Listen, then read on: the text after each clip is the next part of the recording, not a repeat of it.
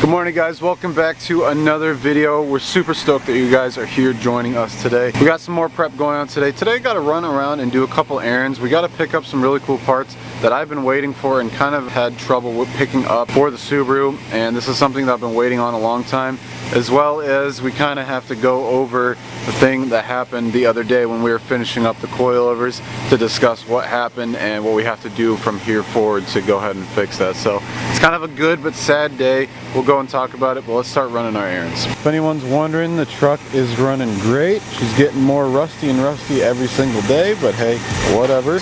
But the motor runs fine. It kind of sounds a little weird right now, but it's like 3 degrees outside. Things have been really good to us and just good.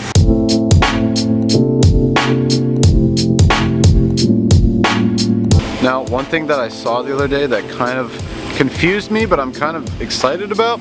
So when I picked up this truck, it actually had the white paint on top and the white paint on the bottom. The white paint on the bottom is from the previous owner who took a paintbrush to the bottom half of the car, and it looks like crap, but it started peeling the other day, and I saw something that caught my attention.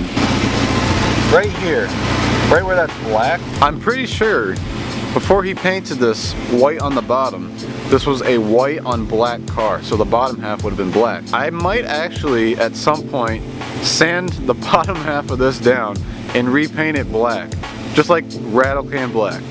For some reason I like that way more than just the pure white with like the house paint look, which is kind of crappy. So everything that we're doing to this at all is going to be super budget, but I think I'm excited if I can get that back to black. Oh, nice and warm in here. Oh yeah, and the clutch pedal in the truck has been sounding real nasty. I think I'm gonna have to toss some WD-40 on it. Check this out.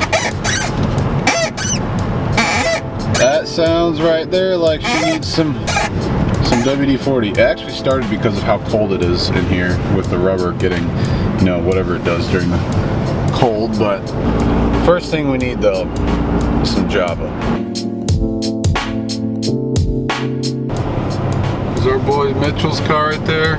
While we're on the subject, us meeting subscribers in person has been the coolest thing, and even though we're still a small channel, I kind of want to enjoy it right now because we know we get to talk to everybody, we get to know everybody, and some of you guys we've been talking to online for the last 3 years and we haven't gotten to meet you in person, and that is something that has to change very soon. We need to start making it priority to take trips to different places and different car shows and be able to meet you guys. And it starts off as you guys subscribers online, but it really does show that everyone is a real person, and you start meeting these people in person and they become your friends too. Like, so all subscribers are becoming family and friends, and we hang out with them outside of, you know, YouTube and stuff like that. So we want to start meeting you guys, and I hope to see you guys a bunch at car shows this coming season. So go ahead and prep your cars because the season's coming pretty soon. Much better. Check this out. Look at that. It's a good old bug guy. I actually picked up quite a bit of stuff. I bought another radio. So the radio that I have in the truck, it was like 30 to like 40 bucks at Best Buy. I found it at Walmart for 21 bucks, and I want to switch out the radio that I have in the Subaru for the one that I have in the truck because this one has Bluetooth, the one in the Subaru does not. So this, I've learned to actually love this little simple radio. It's so easy just to buy this off the shelf at Walmart, and the Bluetooth feature works perfectly, so that's completely fine. This is hard to believe. Out of all the tools that we have over at Ryan's house in that big red toolbox, we have so many tools, but one thing that we're missing, which is very odd, is a hammer. Finally got our own hammer so that we can bang out all that stuff that comes with the rust. And then also, I have my car parked at my house over the winter, and the plan is to not drive it as much as possible in the snow/salt. And reason being is to keep it from rusting. So my idea was, while I'm running it, because I turn it on every couple days while it sits there so the battery doesn't die and so everything can kind of cycle through and keep the motor healthy. My one thing is, there's a gas station across the street from my neighborhood, so I was like, should I drive it across the street every couple weeks or so to fill it up with gas? Because once it's running and just sitting, it's gonna go through gas eventually. So well, my thought was, I'm just gonna go and buy a gas can so that I can go across the street, fill it up while driving the truck, and then just come back fill up the Subaru while it's still parked in the parking lot, so it's just staying there, not getting driven in the salt, and I can just fill it up with gas whenever I need to with this. So quick couple buys, and this is all stuff that we really needed. Simple stuff, and we'll have to install the new radio in the Subaru eventually, which is easy. We've done that so many times. If you guys want, we can show you guys how to do that. Super simple buy. I would totally recommend this radio to anyone who's on a budget and who doesn't care about having like the touchscreen or anything. I really do not care about having a touchscreen in my car because it's simple. I like this. It's easy, plug and play, and it's 25 bucks. So here's an actual look at the radio, same one that I just bought, but actually installed into the truck. As long as it has Bluetooth and the ability to tune, I really am fine with it. And you come with like a little tray right here so you can put stuff in there. In the Subaru, I actually custom made like a little plate right here so it blocks off everything behind there. But in the truck, this is what I bought. So this is exactly what is coming in that box, but already installed.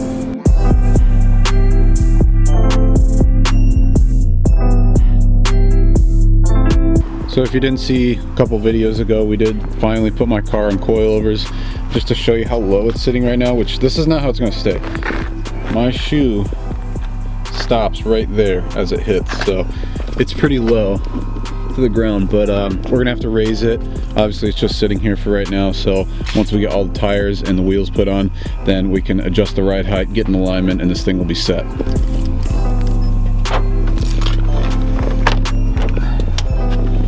Poor little girl just sitting here. Alright. I wasted like 50 cents down there.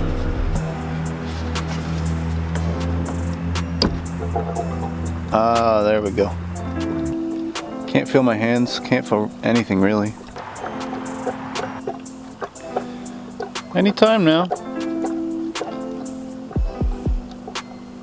I can feel my hands starting to lose feeling. Yeah, that's pretty much it. It's alive, baby. Gotta let her run. Oh my god. Every day I think it's settling on the coilovers a little bit more. So we're definitely gonna have to raise it up and make sure everything's tight and ready to go. But the whole kind of thing I wanted to show you guys today was, in the previous video we had an accident that I wanted to share with you guys, and I don't know if you stayed to the end of the video. It was a very long video, so I understand if you didn't stay that long, but we had a little accident that happened with the car. We're backing the car out of the driveway. I'll just go ahead and play the clip, and this is what happened.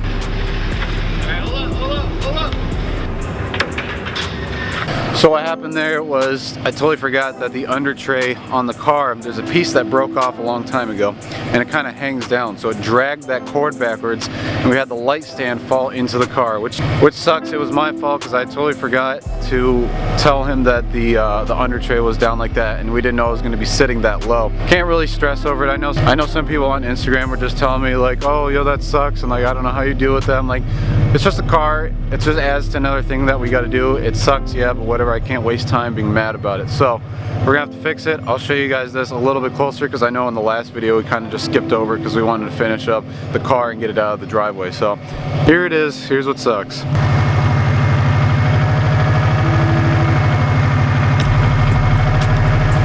we got a nice dent, perfectly circular,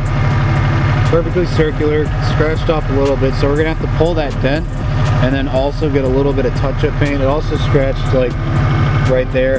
In reality, it's not too bad, but it still kind of sucks, so it just adds to the list of all other scratches and stuff we had to get out of here. So it's not the end of the world, but it's just one of those things, but it does kind of suck. Right now I'm waiting to go out to UPS. I've been trying to get my roof wrap delivered to my house the last week, and apparently I put in the address as the wrong address, so I got to go pick up my roof wrap that's supposed to go on very, very soon, but I just need to find time and a place to do that because it is winter out, so it's going to be hard to try and find a warm place to do this. But I got to go pick that up here in a little bit so that my roof can finally look a little bit better. Well, here it is, boys. Here's the roof wrap. This is a pretty long box. Finally picked it up from UPS. Let's go home. I did kind of a ghetto tie down with my with my tow rope. It worked though. This is the wrap that's going to be going on the Subaru. I've been wanting to wrap my roof gloss black since the time that we started. So what that also means is I've been having different thoughts about if I want to go back to the stock spoiler that came on this car. Reason being, one is this is gloss black. My trunk is satin black. To me, that would look weird having a gloss black roof with a satin black trunk. It kind of just doesn't go together. So I think I'm going to take off the wrap on the trunk, sadly, and then put back the stock spoiler that came on the car, which I personally have started to love again. I kind of miss the OEM look, and I think it's going to look really, really good with the new stance as well as the wheels, because I never really had that vision before, but I think now it's going to change, and I think it'll be much better.